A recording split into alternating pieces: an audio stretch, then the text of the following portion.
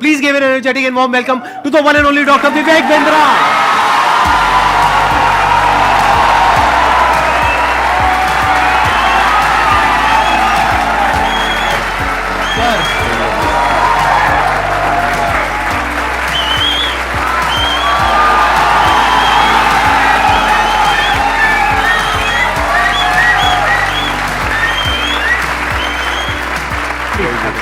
Thank you.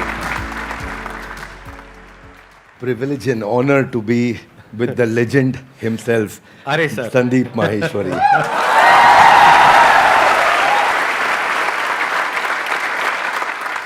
Sir के बारे में मैं जितनी तारीफ करूं उतनी कम है, लेकिन अगर मेरे को शॉर्ट में कुछ कहना हो तो वो ये है कि आप में से बहुत सारे लोगों को शायद पता नहीं है, डॉक्टर विवेक बिंद्रा सर का सिर्फ इंडिया का नहीं पूरे वर्ल्ड का सबसे बड़ा एंटरप्रेन्योरशिप का चैनल है।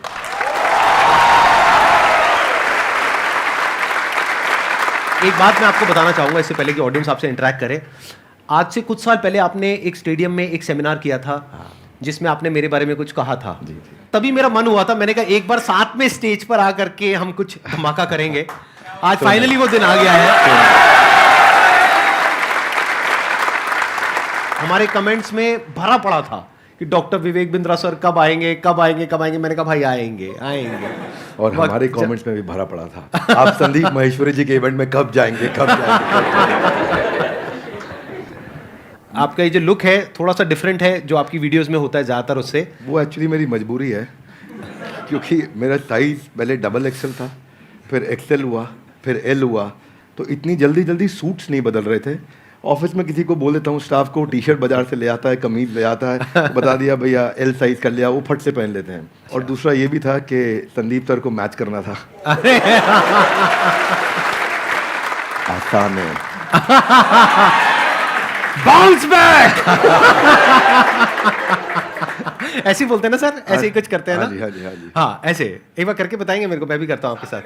अच्छा ऐसे कुछ कैसे? I can! No, come on, one more time. I can! I will! Bounce back! Bounce back!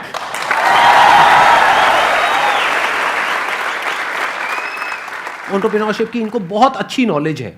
तो अगर आज का टॉपिक हम एंटरप्रेन्योरशिप रखें तो कैसा लग रहा है आइडिया? कितने एग्री करते हैं इस टॉपिक से? सर आप क्या कहते हैं? अरे वाह बहुत बढ़िया हो गया। मेरे को यही था कि सर एग्री कर जाएं, बस फिर बढ़िया हो जाएगा काम।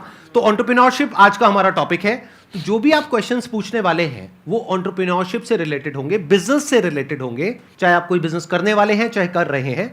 और उसमें बीच बीच में थोड़ा बहुत मैं भी ऐड कर सकता हूं अपने एक्सपीरियंस के बेस पे। मैं आगे चलने से पहले एक बात कहना हाँ जी चाहता प्लीज हूं प्लीज। आपके बारे में, हो सके तो इसको रिकॉर्डिंग में डालिएगा भी, क्योंकि ये संदीप जी की एक तकलीफ है जिसको मैं समझता हूँ, जिसको सब नहीं समझते। ज़्यादातर लोग क्या सोचते हैं कि संदीप सर फ्री सेशन करते हैं, मालूम है आपको?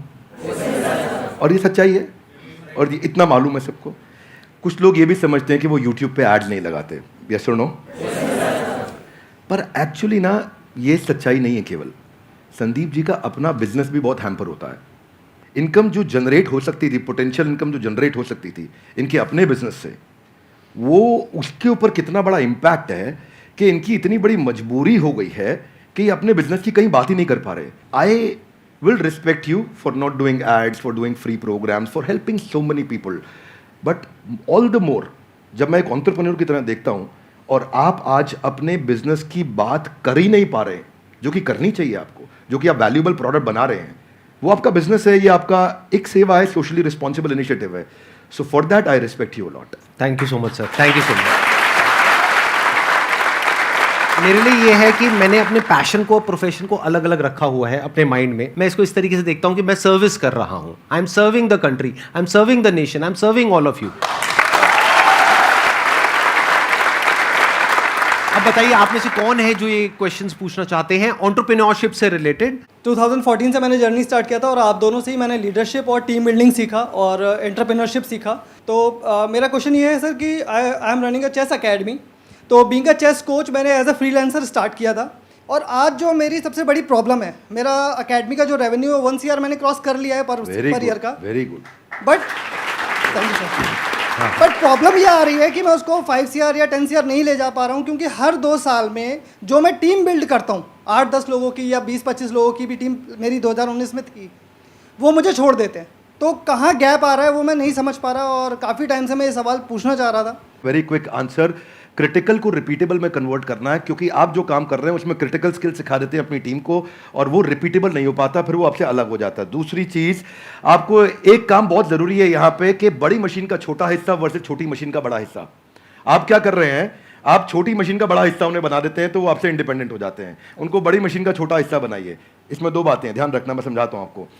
जैसे गाड़ी बनती है, गाड़ी बनने में एक आदमी स्टीयरिंग फिट करता है, एक टायर फिट करता है, एक बम्पर फिट करता है, गियर फिट करता है, क्लच प्लेट लगाता है, एक दरवाजा लगाता है, एक विंड स्क्रीन लगाता है। वो सब क्या है, बड़ी मशीन के छोटे हिस्से हैं। वो अपने आप गाड़ी नहीं बना सकते, वो पूरी गाड़ी नहीं बना पाएगा, उसको एक हिस्सा आता है। तो एक हिस्से पे काम कराइए उस टीम से। अगर वो बड़ा हो रहा है और वो छोटी मशीन का बड़ा हिस्सा बन रहा है और उसको पूरी गाड़ी बनानी आ गई है अब, तो फिर वो आपके एम्प्लॉय बनने के लिए नहीं है, अब आप उसको पार्टनर बनाइए तो आपको छोड़ के नहीं जाएगा। और आप उसके साथ एक्सपेंशन में रेवेन्यू शेयरिंग करिए, ईसॉप दीजिए, कंपनी में हिस्सेदारी दीजिए, आप उसको बिजनेस के प्रॉफिट्स में हिस्सा दीजिए, रेवेन्यू का हेयर कट दीजिए, बिजनेस स्ट्रक्चर कर लीजिए उसके साथ, तो वो आपके साथ टिका रहेगा। अभी वो क्यों टिका है, क्योंकि उसको लगता है मैं तनख्वाह पे नहीं, मैं तो अपने आप कमा सकता हूं। तो ये दूसरी चीज़ है। दो बातें हैं, एक पहला, क्रिटिकल को रिपीटेबल आप टेक्नोलॉजी से बनाइए। मैं मुंबई में एक आइसक्रीम वाला है, वो पिछले 150 साल से आइसक्रीम बनाता है, खिलाता है, और वो बड़ा फेमस है। दुनिया भर में लोग उसकी आइसक्रीम लेकर के जाते हैं, उसका मिल्क शेक लेके जाते हैं, वो ड्राई आइस में पैक करके देता है, डब्बे में सील करके देता है। और मैं भी देखा, बड़ा अच्छा लगा मुझे देख करके, लेकिन तो बड़ा बड़ा लिखा है कि हमारी देश में कोई दूसरी ब्रांच नहीं है। तो मैं सोचता हूँ भाई तेरा कितना दुर्भाग्य है कि तू 150 साल में दूसरी ब्रांच नहीं बना पाया, क्योंकि वो क्रिटिकल को रिपीटेबल नहीं कर पा रहा है। तो आप क्रिटिकल को रिपीटेबल करने के लिए टेक्नोलॉजी बिल्ड करिए, तो फिर आप उसको स्केल कर पाएंगे। वो आपका पहला आंसर। और दूसरा, मैन पावर रिटेन कर पाएंगे, क्योंकि आप उन पर डिपेंडेंट नहीं है, वो दूसरा आंसर। तो दोनों चीजें कवर की। धन्यवाद। तो यहाँ पे मैं भी थोड़ा सा अपना पर्सपेक्टिव ऐड ऑन करता हूँ सर, कि अभी जो सर ने बात बोली बिल्कुल परफेक्ट है कि ये दो तरीके हैं जो सर ने बताया। एक मेरे भी पर्सपेक्टिव से अगर आप देखेंगे तो आपको दो चीज़ों का ध्यान रखना पड़ेगा। एक, या तो कोई ऐसा ब्रांड बना लीजिए अपना कि वहाँ पे इतना बड़ा एंट्री बैरियर आ जाए कि लोग ये कहें कि हमको चेस नहीं सीखना है, क्योंकि चेस सिखाने वाले तो बहुत लोग हो सकते हैं, वो कहें कि हमको तो इससे चेस सीखना है। जैसे पानी की बोतल का अगर एग्जाम्पल लिया जाए तो पानी की बॉटल्स तो बहुत हैं, लेकिन जो ब्रांडेड पानी की बोतल है, और वो भी पानी की बोतल के नाम से जो सबसे पहला नाम हमारे माइंड में ब्रांड आता है, वो मुझे बोलने की जरूरत नहीं है, आप लोगों को पता है क्या आता है। पानी के साथ में सिनोनिमस कौन सा ब्रांड है, तो आदमी कहे कि मेरे को तो ये चाहिए, वो नहीं है तो कुछ और चाहिए।